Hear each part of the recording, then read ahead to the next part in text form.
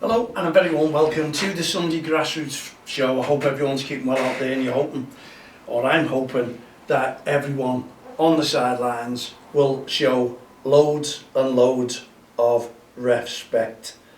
I'm just checking my watch, checking the time, as I always do. I'm tending to just forget about it half the time, so just having a quick look there again. So we're on Friday. Right, got it, I've got it.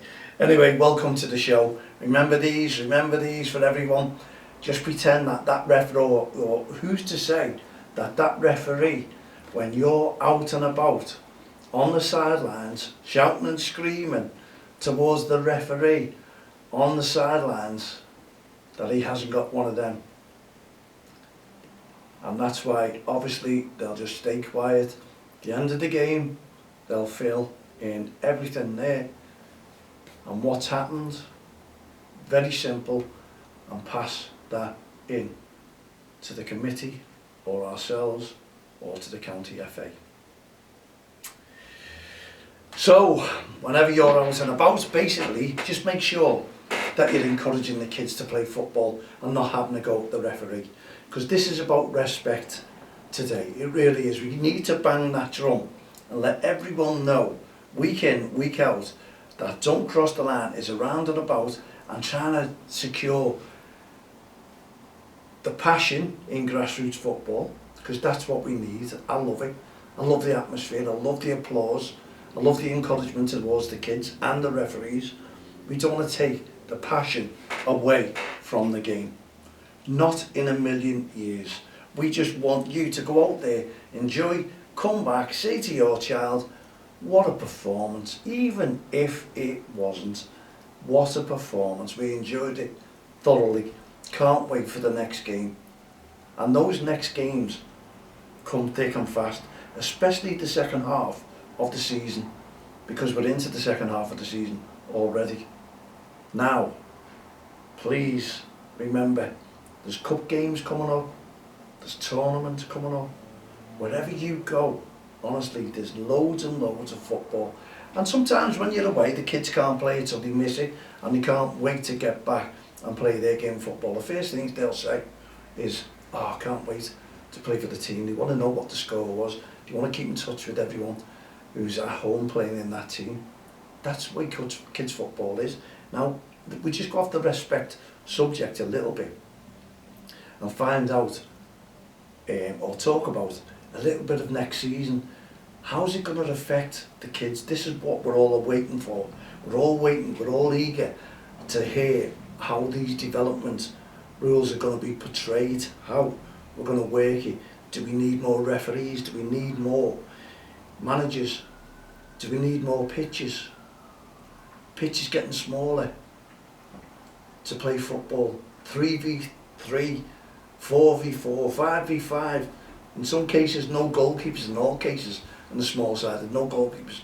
So it takes me back to when we played as kids, and we all had a game of goalie in and out. Do you all remember that? That was fantastic. Goalie in and out. Why don't they just call it goalie in and out and let the kids who's the closest to the ball in the box save it? And I bet you that is what's coming up. That was honestly from years and years ago. Who remembers goalie in and out? And jumpers for goalposts, we all have them, don't we? We still have them now. We've done a tournament with jumpers for goalposts. Brilliant. Let the kids referee the game themselves. Just watch them, enjoy it. Take your time out, because that's what kids do on the park, you know. When they go out and they all have a little game of football, it's not as big as you used to see. It used to be in the park, it used to be on any field, any greenery. Kids would put coats up and just go and have a game of football. We did it non-stop. Every time you got home from school, it was off with the uniform and all the old clothes on. Not a kid, old clothes. The oldest ones you could get. Come back, covered in mud. Your mum knew it and never moaned. Just watched them. You've been playing football again. That's the way we were. They were the memories that we hold when we were kids. When we were kids. And even when we were adults, It wasn't to what you've got now, honestly. The pitches, you were looking over them and going, ah, full of mud. What time's the kick-off tomorrow? The games were on all the time. There was no health and safety, no safeguarding as such. We all do that, we all need that. But did we need it then? I'm not too sure. DBS checks, did we need it then? I'm not too sure. We actually do need it now. Why? You ever asked yourself the question why we need it now? Obviously it's too deep to go into, but why do we all need everything this day and age? And we can cast our minds back, and we know from many years ago, we've heard the stories, but it wasn't, or maybe it wasn't as publicised as much as we should have had it publicised, because there was no social media, the news, there was no reporters flying around with microphones, cameras. That wasn't to be. So maybe, if you look on the other side, the social media side may have brought all this to light, but hey, life changes every day, we're all getting older, life's too short, enjoy it while you can, and while you're out and about watching your kids play football, make those memories, save those memories, because when you say it lasts a lifetime isn't that long to last. It really isn't. So you can pass those memories on to the young ones, they'll have them. Our lifetime, make the most of it. Don't go out and ruin a game of football if you're an irate parent or spectator for your grandchildren, your kids. What is the use of ruining it for one mad moment on a sideline regarding probably a tackle, opposition, parents arguing, or most of all, and mainly, the referee making the decision? Is it worth it? It's not Premier League football, even though it's becoming Premier League in the costs. The amount of money that's going into football is just, in some cases, extreme, because you get nothing back for it. So, where do we go? Where do we draw the line? What do we do? Well, we start off, when you're out and about, on the sidelines, encourage your child to play football, or if you're just a spectator, turns up with your friends, support that child. Don't get involved with the referee, don't get involved with other irate parents or spectators, or irate managers or coaches, because they're not out of it. There is some out there who can't resist to have a little go at the referee, and they get warned off, and parents are still there wanting to fight and argue, and I see that and hear that week in, week out. I really do. It's not good for football. You've got to respect everyone on the sidelines, they have to respect you back, and we do know, we're talking about referees, and people say to you, respect goes both ways. Yes, it does, and I think the majority of referees understand that. But at the end of the day, that referee on that field of play is not giving verbal abuse out to the sidelines, and you may say, no he isn't, but he's, or she, blowing that whistle and making it bad for the kids, because that referee sees different than what you see, because that referee would have done the course, and maybe you haven't. But I've also, don't get me wrong, I've been on the sidelines and I've talked to referees, and referees have sat there, stood there and talked to me about how poor that referee is. And so where do you draw the line there? And I bet you there's every referee who's listening to this, watching this, are guilty. Not everyone, I suppose, but how many referees have been on the sidelines or run a football team and questioned the referee, and they are referees themselves? Come on, ask yourself the question that, and if you've heard a referee. But what we're saying is everyone does it, everyone has a little go, but there's no need to go overboard. There's no need to question the referee's decision, because don't forget, they're prone to mistakes, aren't they? Because they're only human. Every one of us make mistakes. But you can't justify you having a go at that referee for making a mistake. Because how many mistakes have you made in your life? Maybe not officiating, maybe on the football field, maybe in the workplace, maybe at home, maybe walking out and about. Think of it and put it all together. And imagine if everyone, because you made that mistake, stood up and started shouting at you and making a right, or having a right go at you and making you feel not wanted there, insecure. Because that does happen, and especially to many kids out there on the field of play, because they wear a yellow armband and it basically says that's what they are, respect. They're giving you that message, and they all can't wear the t-shirts because we do know that the county FA supply them all and have their logo on, if you've ever noticed. It'd be great if they paid for them and supported these referees. I wish we could go out and win millions and millions and supply the referees with their tops like these, just to give a message, and that's all we're giving. We're giving a blatant message of no ref, no game. Safeguarding in some incidents, because the referees out there are minors. They're minors. And that means, obviously, they're safeguarded. So they're still at school. And the reason they're wearing the yellow armband is a deterrent and a reminder to everyone on the sidelines, including the managers and coaches, that they are just children developing their skills as well, even though they passed their first course. You've got to give them the respect that they deserve. They're in it for a few pence. Okay, some cases you'll go, they're in it for a lot of money, they're earning a lot of money, but cast your mind back, if you're old school like me, and it wasn't a lot of money, but it was money. Paper rounds, milk rounds, bread rounds. You all done it, we all done something to earn a living, not a living, just to get some extra money in our pockets. It was great to go and have a job. Not many kids done it like here, what we've got here, but there's more gone into officiating than anywhere else, because they're earning a few bob.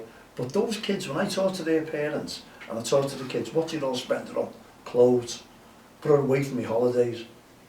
Just think of the money they're saving their parents, because they want to be in charge of their own money.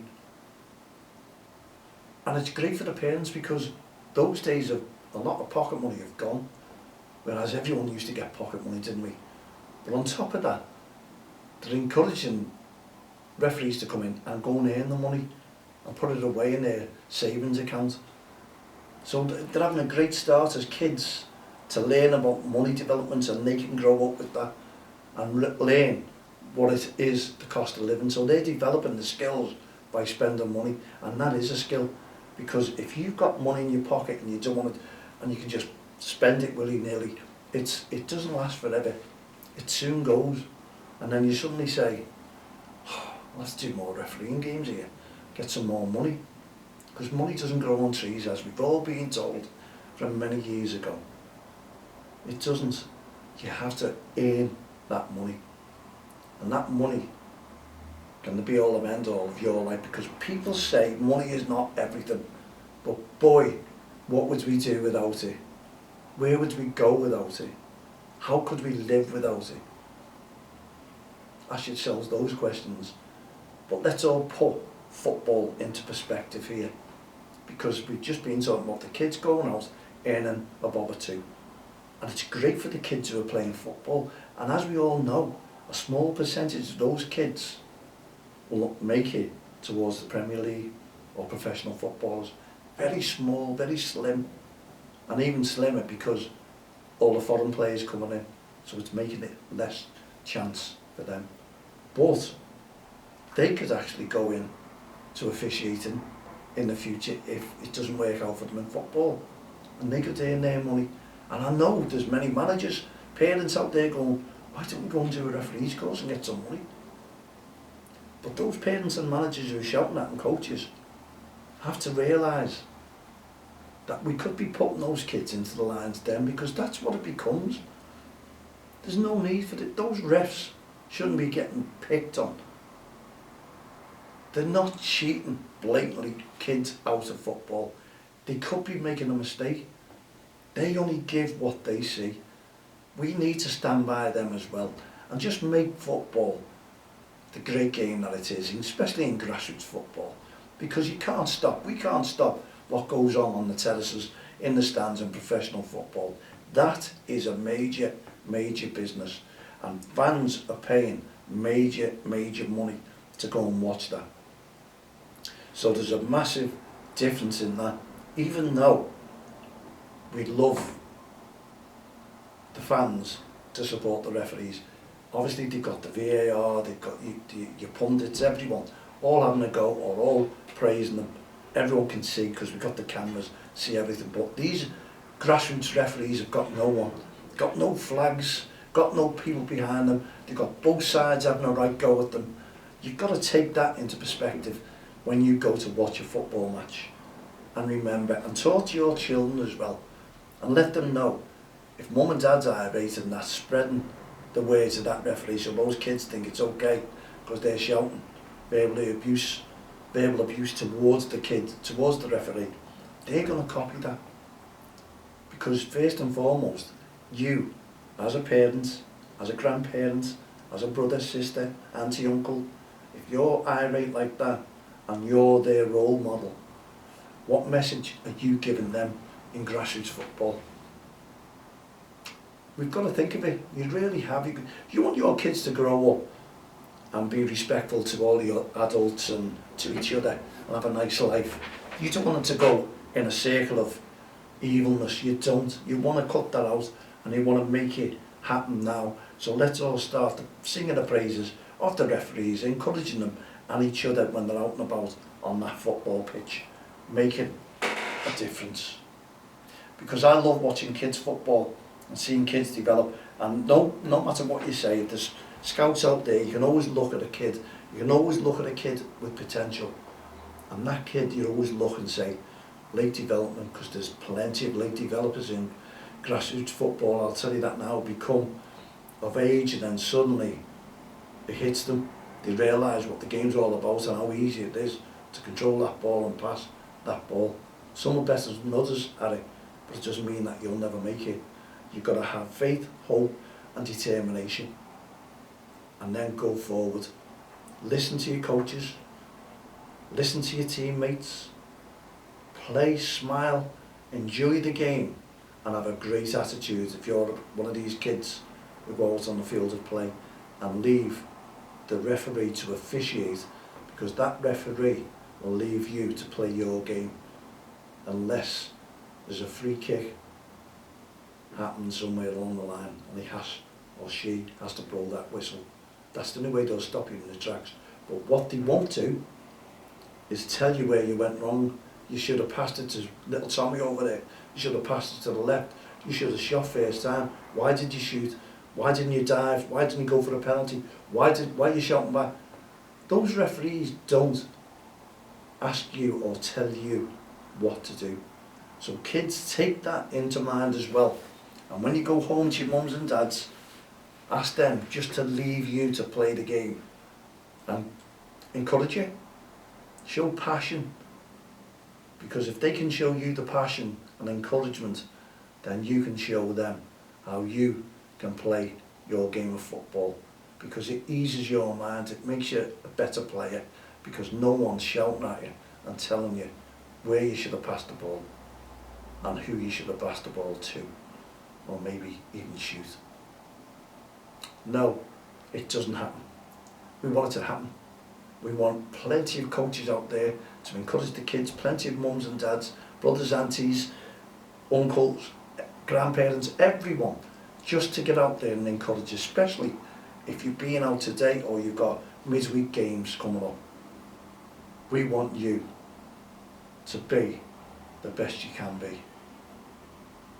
And honestly, today I hope you've been out and about on your Sunday and you are showing your best side of things and seeing your child smile while they're on the field of play.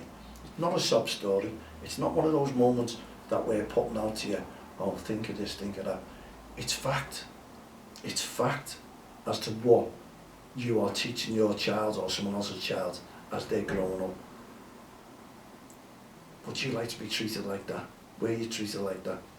Come on, put your minds together and make a difference. Let that kid, let that child play football and watch them develop in a better way. And how many coaches would tell you that as well? How many scouts on the sidelines would tell you that? How many scouts would tell you that and give you that feedback? Quite a few. So listen to your committees, listen to your leagues, listen to your coaches, your managers. Just go out there, when the children are playing football, go out and support each and every one of them and just enjoy their game of football. And if the referee blows that whistle, please ignore it. And referees, try and go on deaf ears as well. Because if you get involved, it makes it a little bit different. And that's what some of these irate parents, spectators, coaches, managers want. Stay clear from it. Just go in. And if you have it, use your card. And that will be a massive deterrent, I assure you. In the meantime, put your feet up, relax. Enjoy your football whenever you're out and about. Enjoy your work because it's coming up. We've got a big week. We'll be back again next Friday, and especially with our young commentators, and they'll see Spotify, and well, yeah, for the first time. So for myself, Mal Lee, and all the team here at the Grassroots Show, don't cross the line. Let them play tournaments and summer league. No ref, no game, and our Heart of Gold initiatives. Have a great week, and we'll see you on Friday. Cheerio for now.